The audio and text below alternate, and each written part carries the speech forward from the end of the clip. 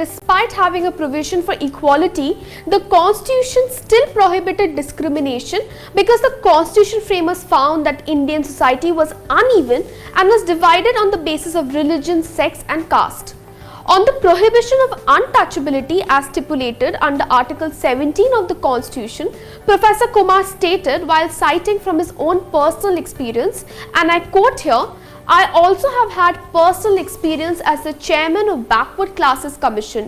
Karnataka has 29,000 villages, but not a single village has any resident from scheduled caste.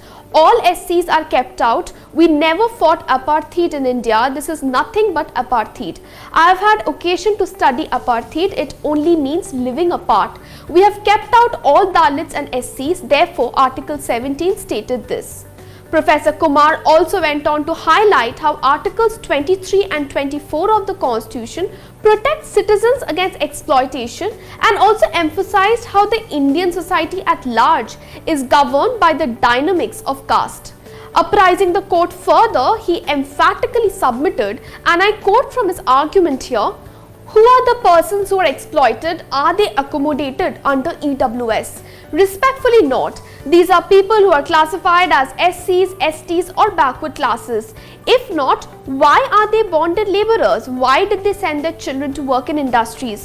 Court may take judicial note that they are all people coming from the lowest strata because in India, caste decides everything. Status, occupation, education level. Every day we are taught Ramayana and told what happened to Shambhuka, Eklavya, Karna. What did they do except being born in low caste? Therefore, 23 and 24 liberated them from clutches of landlords and upper castes. It is to liberate entire mass of Shudras, Dalits and Adivasis that Articles 23 and 24 were incorporated. Otherwise, right to education under Article 15 or freedom of occupation under Article 19 or even freedom of movement cannot be realized.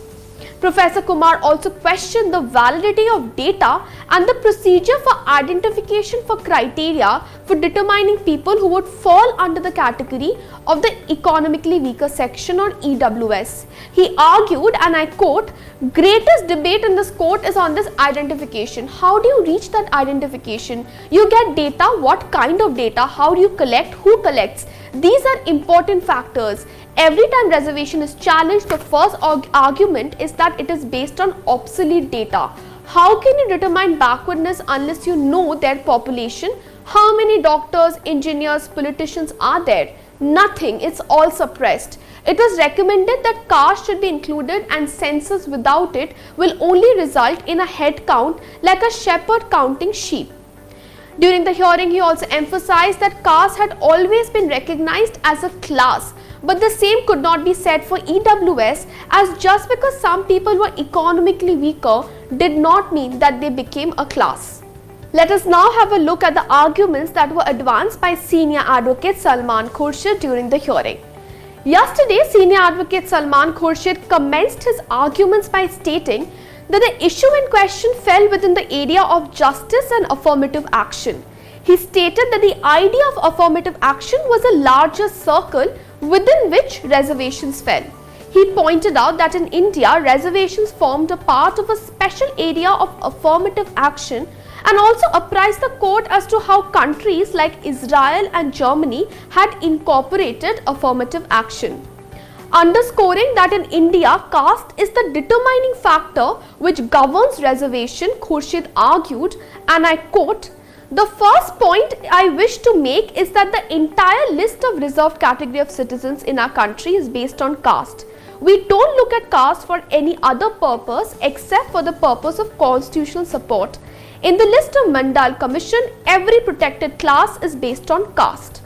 While continuing his arguments on affirmative action, he relied upon various international jurisprudence on the issue. He submitted before the Supreme Court, and I quote again, "I'm conscious of the fact that your lordships have said that American decisions may not be exactly, but periodically you do refer to them. In the US, in some regions, when quotas are not used, minorities are given special provisions. They said you cannot exclude someone on basis of reservations, but you can take into account race and give special preference to them."